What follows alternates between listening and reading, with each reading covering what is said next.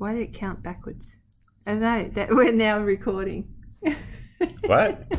Hello, Captain. What do I? Come fly with me. Let's fly away. What are we going to talk about? I don't know. So, leadership, life, and everything else. Yeah.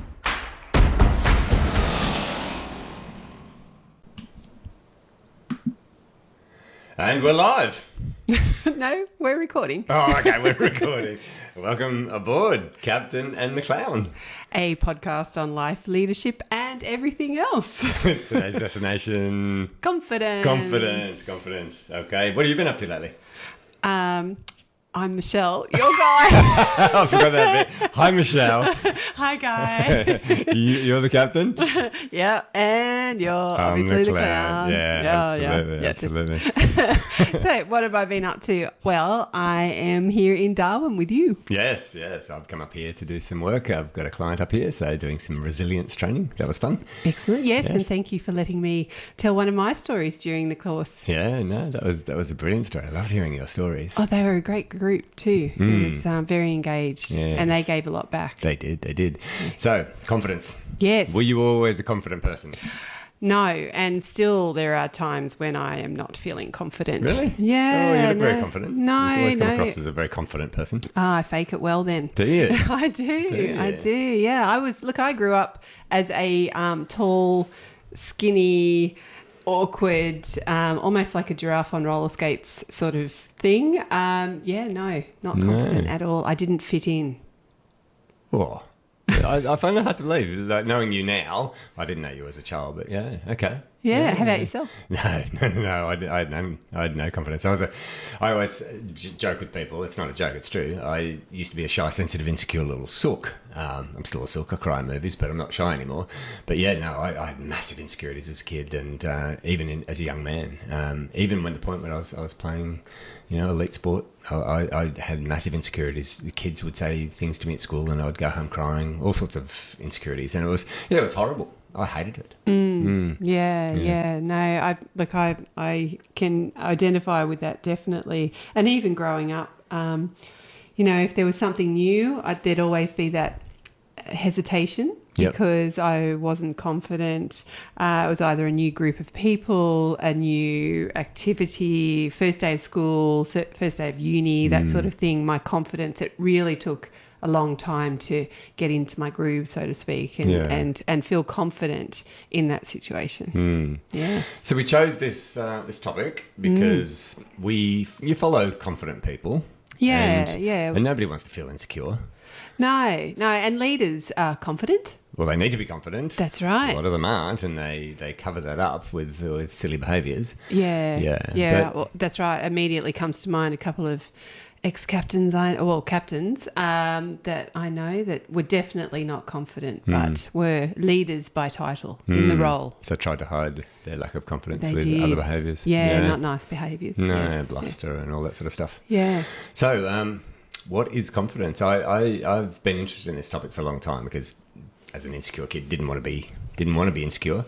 So I went on a bit of a journey to try and find out what confidence was. And at first I thought it was about being good at stuff. So go out and learn stuff. And then I discovered that that's not actually true confidence, because that means that you can only be confident in that area that you're good at. So if you become good at a particular skill or a particular area of knowledge, you can only feel confident in that area because it's contextual.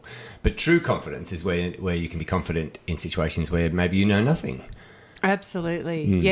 Yes. And I'm now thinking of actually a situation that I hadn't thought about for ages, where when I was training to become a captain, I knew everything in the books. Like I could, tell you off by heart, verbatim, all of the manuals, all of the figures, the whole thing. And yet my confidence was low because I didn't feel like, especially in the training, I hadn't tried it on, even though I'd been flying for so long prior. It was just that lack of confidence, which obviously the training captains could see, and that was the main critique or feedback that I got. Your shit really well. You know everything really well. You could pull apart an aircraft almost and put it back together, but it's that confidence, and that's what I needed to work on. So you weren't there. You knew your stuff, but you just didn't have the underlying confidence. No, that's right. And so it was only after talking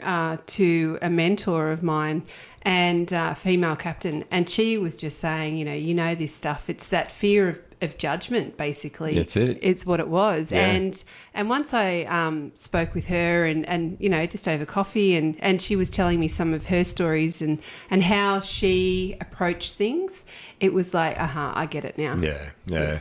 I had a similar journey. Like I was getting good at stuff, but I was still shitting myself internally. I learned to public speak because I nearly passed out the first time I had to do it at university.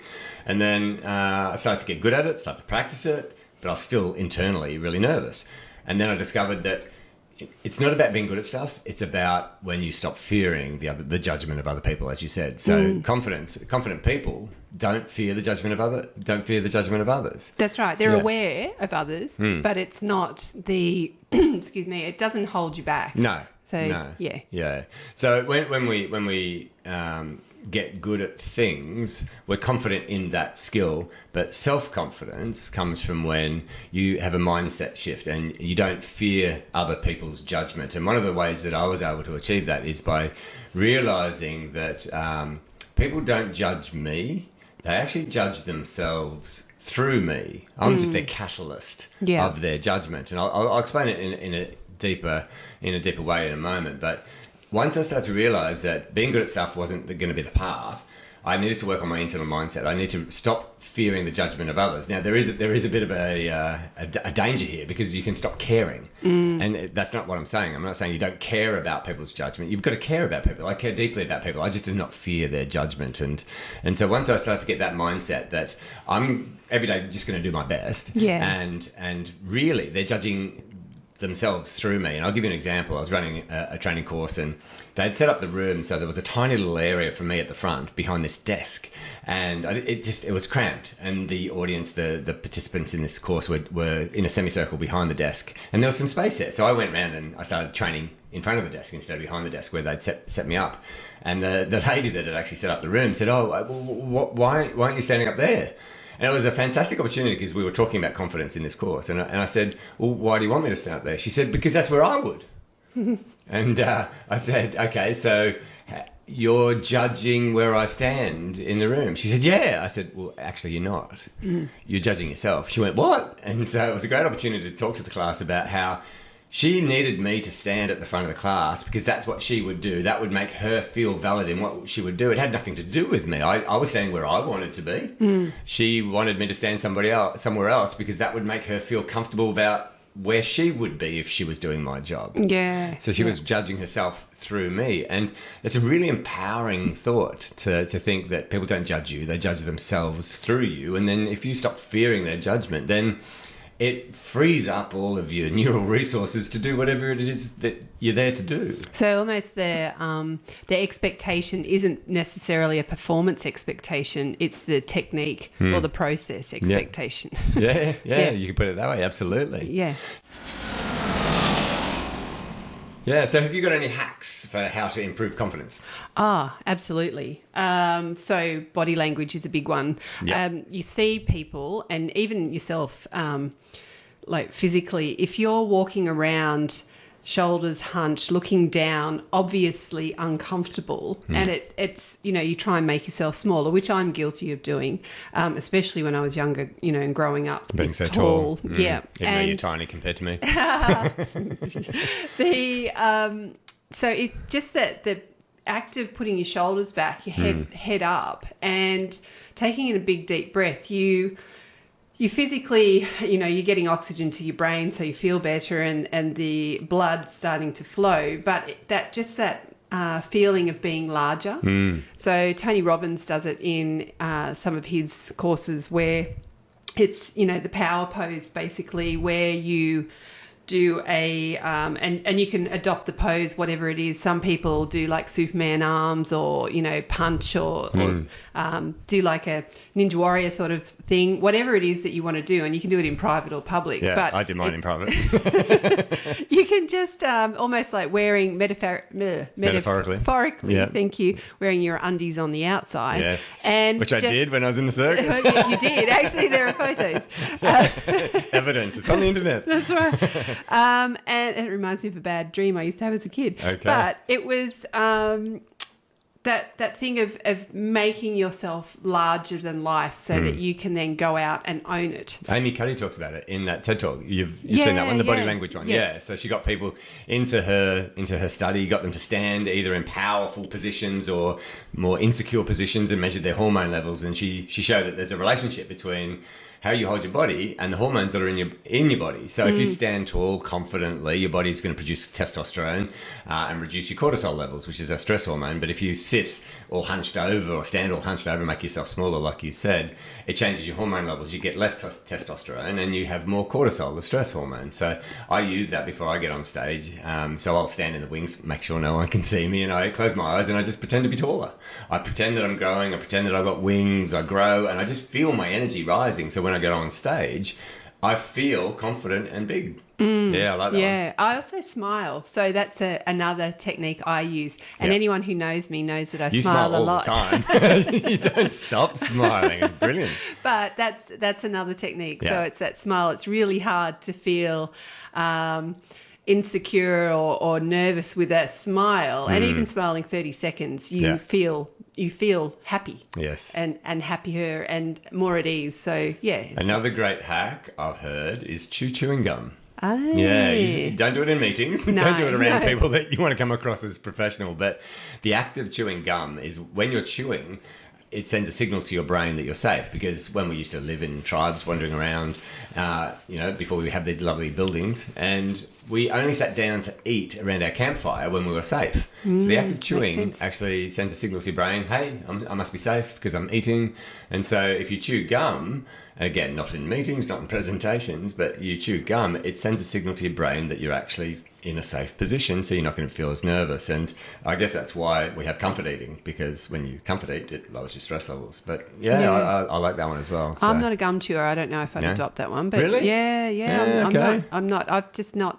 Yeah, never. It works for me. Yeah, I suppose it's my internal judgment of people who turn up to meetings, etc., chewing gum. Yes. And it's like, right. So chewing gum, don't do it in meetings. No, that's right. I now look at, I suppose, another thing that I have worked, a hack that I've worked on with confidence, or increasing my confidence or gaining confidence where I didn't prior, was criticism and critiquing. Oh, so that sensitivity to criticism. Yeah. So if I had received any sensitivity, if I'd received any a critique, for example, on my performance on anything, now know that I am the worst critic of that there is Of as far yourself. as of myself. Yes, that's right. I was going to say, you don't come across as critical of anyone. But it's so no, there's nothing anyone can say that's worse than what my internal head messages Which are might saying. be something we need to talk about in another podcast. That's right. However, what I have done is I've rewired my perception of critiquing as feedback. So rather than hearing, oh, this is bad, and take it personally that I have done bad, I look at what they've said feedback wise, and if it is coming across as an attack, and I'm starting to feel attacked, I ask questions. Yes. So I need more clarification. So rather than it being a personal thing, I do clarify so it becomes feedback, and I can use that information. It's a feedback loop. Okay. And that has rewired that, so I can still maintain, my ego can maintain confidence, and I can then work on that in the background. Yeah. So confident people see feedback as information. Correct. Yeah. Yeah. So like Shakespeare said, there is nothing good or bad, but thinking makes it so. Yes. So it's information coming your way. You get to determine whether you label it as criticism or whether you label it as information. And if it's information without any emotional reaction inside, I guess, you can then choose to use that information to improve, change, adjust, or continue the way you've done things, I guess. Yeah, I like that. It's really helpful, especially if there is an emotional attachment to the person that is giving that feedback. So again, removing yourself or removing the emotion from it and looking at purely feedback. Now that may mean I need to physically remove myself from that conversation for 5 minutes, an hour, a day, whatever. And text is the worst. Yeah. But the ability to look at it, as you said, as information. So that definitely gives me confidence. I didn't like being wrong as a kid. So that was one thing that I had to adjust because I feared people's judgment. So I thought that when they were saying that I was wrong, that I was wrong, not that the thought that I had was wrong. Yeah. And so one of the things I've done is to remove or separate my ego from my thoughts. So if you say, hey, Guy, that's wrong, I go, oh, okay, interesting. Tell me about how you see it. And just because you've told me that I'm wrong doesn't mean I'm going to instantly believe you, but I'm going to now listen to you and listen to your arguments and listen to your point of view. And then I can weigh it up against the thought that I've had, and then I can make my own judgment on whether I believe that the way I think is right or not. The other thing I've noticed is years ago when people said I was wrong, I did start to listen to them more often than when I was a defensive little insecure kid. And I found that originally I would then, if I thought that they were wrong, I'd try and convince them that they were wrong. And I realised over the years that that wasn't me being confident. That was me being insecure because I needed other people to think what I thought in order for me to feel confident. Yeah. And you see that a lot where people are, really forcing their ideas onto people. And it's not because they're right. It's just that insecurity of them being wrong. They need other people to think the same in order for them to feel confident. Yeah, no, I like that one. What about mistakes? How did you feel about making mistakes when you were younger? Similar to you in the fact that I took it as a personal attack, I suppose. If I made a mistake, again, I was really, really hard on myself. And however, and sometimes it got to the stage actually where if I did enough mistakes or I was being berated in my mind by others, I would then almost stop attempting anymore because it was easier. Okay. And I see that in kids, depending on who their teacher is or how they're being parented or guided, you see kids just give up because it's easier than going through the mistakes. They've got a fixed mindset. They do. But now, I'm fortunate that, you like the community that you hang around, and my community are very, very supportive of giving a go. So rather than seeing it as a mistake, it's an opportunity to have a go. Okay, it didn't work that time. Let's have another go. Reminds me of one of my favourite sports people, Michael Jordan. He would be interviewed and they'd be praising him and telling him how great he is and how great he was when he was playing basketball and all of his achievements. And I love the fact that every single interview, he always directs the conversation back to how many times he failed. Yeah. Because his relationship to when he failed, where he didn't make the winning shot on the buzzer, his relationship to it is fantastic. And it's a great lesson for everyone because instead of seeing it as a failure, he saw it as his training ground, his opportunity to become the best in the world like he did. And so he's very happy to point out when he failed because he sees that all those failures as when he became better. And if we can get that into our kids' heads, that when you fail, you're learning. There's no such thing as failure. There's only learning. And I hope this is true. It's on the internet, so it must be true then. It must be true. But Thomas Edison, who invented the light globe, he had lots of patents. He tried lots of different ways to make the light globe. And again, I've heard the number 10,000. And I've read a story where a journalist said to Mr. Edison, Mr. Edison, how do you feel about failing 10,000 times? And Mr. Edison said, sir, I did not fail 10,000 times. I found 10,000 things that do not work. And I think if that's a true story, if that's real, it's on the internet, so it's got to be real. What a fantastic and confident way. Maybe a little bit arrogant as well, but that's a fantastic way of showing that the failures are where we learn and where we grow from. And so we shouldn't fear failure, should we? No, but you see, well, unfortunately on social media, you do see just the heavily filtered successes, and you don't see all of the grit and determination and the failures and the things that didn't quite work or they flopped on the way, which is a pity because that's part of the journey. It is. But anyway, well, there are people who do it well. They show the whole journey, but it's a trap, I think, that people fall into. So there is almost that false confidence of, you know, and so then if you're trying to give it a go, you see these people who are succeeding all the time, yet, you know, underneath the filters. Yeah, and see all of those failures, so all of those attempts. Especially all the videos where they've maybe recorded it 100 times before they posted it online. Exactly. So I think and you know, leaders they're not born confident. No. It's a learned skill, and some of the hacks that we've suggested can help, and even incorporating a little bit to aid some, you know, or add to your confidence or help with confidence building can then set you on the path to becoming more confident and being a confident leader and instilling confidence in others. There's one thing I'd like to see more leaders do, actually everyone do, is when they do make a mistake. So let's say you've promised to do something for somebody and you forget to do it, or you're late with an email that you had to send through. Many people, when you know, somebody calls them out on their mistake, hey, you didn't call me back on Tuesday, or you didn't get that email to me, instead of following the process I'll teach you in a moment, what they do is they say, oh, I'm sorry, you know, or they say, oh, I was busy. They start to defend themselves. But a confident person, when they've been pointed out, when it's pointed out that they've made a mistake, the very first thing that they should do is own it. Yeah, I did say I was going to call you on Tuesday, and I should have called you. And then you fix it, and you say, oh, well, I'm going to fix that by working with you now, and then you apologise. You go, yeah, and I apologise. I didn't call you back when I said I would. Yeah. So I call it awful. Own it, fix it, apologise, and learn from it so it doesn't happen again.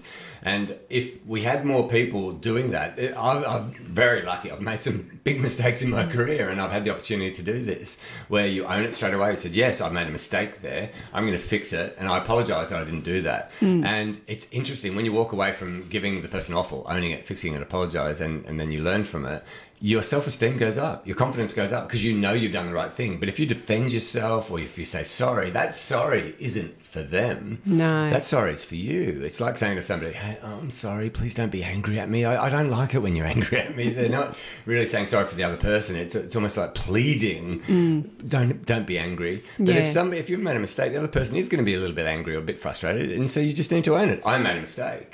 Yeah. I'm going to fix it. And you give them the opportunity to come back with something after owning it, because it's part of that feedback loop. Yeah. So more information. And then, you know, if they're still allowed to be upset. They're still allowed to be disappointed. That's it. And you can get that feedback, but you're confident in owning, your error, your mistake. Yep. Definitely. Okay. So we're up to nearly 22 minutes, and I think that might be enough for the first podcast on confidence. Yeah. I think we could probably go down this rabbit hole a bit deeper with confidence. I think there's a lot more to learn about it. Yeah, there are a couple of people that come to mind I'd love to interview. Just they come across as very confident leaders, and I love their style and just how they make those people around them that they are leading feel. Yeah, because you follow confident people. Definitely. Well, you always say that length is important, so that might be the end of this first podcast on confidence. So where can people find us? Okay, if they go to captainandtheclown.com, you can see all of our contact details if you want to book Guy or myself for a keynote speaking or training in leadership, resilience, and many other things. Or just follow us on the socials so you can keep up with the stuff that we're doing. Yeah, and also please reach out if you've got anything that you'd like to discuss with us, that you'd like us to discuss. We're open to all suggestions. Or if you're interested in even coming on the podcast and discussing these topics, life, leadership, and everything else, because we've really limited ourselves with those three topics. Exactly. So how are we going to sign off? How are we going to sign off on these podcasts? What do we say? Enjoy the journey? No. Sayonara. No, that's one I use with my son. Can't use that one. I don't know. Have a great week. You too. Okay, bye. Bye. Well, that was fun. That was fun. You're such a clown. The clown. Lady Captain. There we go. And who's going to listen to this? Maybe our mums. Thanks, Mum.